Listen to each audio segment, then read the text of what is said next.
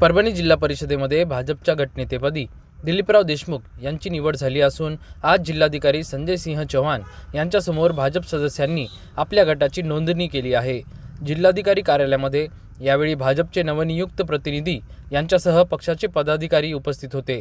या ठिकाणी सर्व अनुमते दिलीप देशमुख यांची निवड करण्यात आली आहे। जिल्ह्यातील मायबाप जनतेने भारतीय जनता पार्टीला जिल्ह्यात सर्वात जास्त म्हणजे 24 जागा निवडून दिल्या।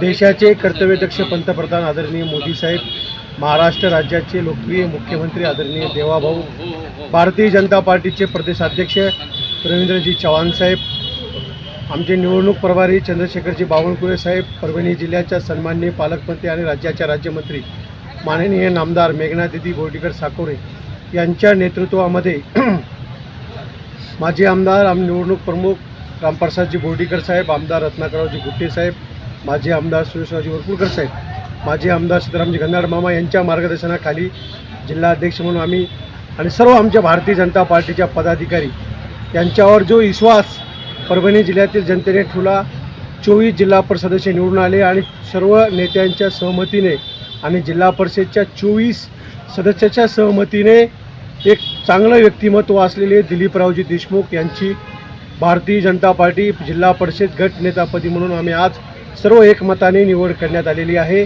एक अनुभवी व्यक्तिमत्व, सर्वांना सोबत घेऊन चालणारं, एक विकासाचं राजकारण करणारे दिलीपराव, नक्की मी आपल्याला अभिमानानं सांगतो, जे 15 वर्षात या जिल्ह्यात जिल्हा परिषदच्या माध्यमातून विकास झाला नाही, ते पुढच्या 5 वर्षात भारतीय जनता पार्टी आणि परभणी जिल्ह्याच्या पालकमंत्री माननीय नामदार मेघनादिदी बोर्डीकर साकोरे यांच्या मार्गदर्शनाखाली आम्ही सर्वजण मिळून करू।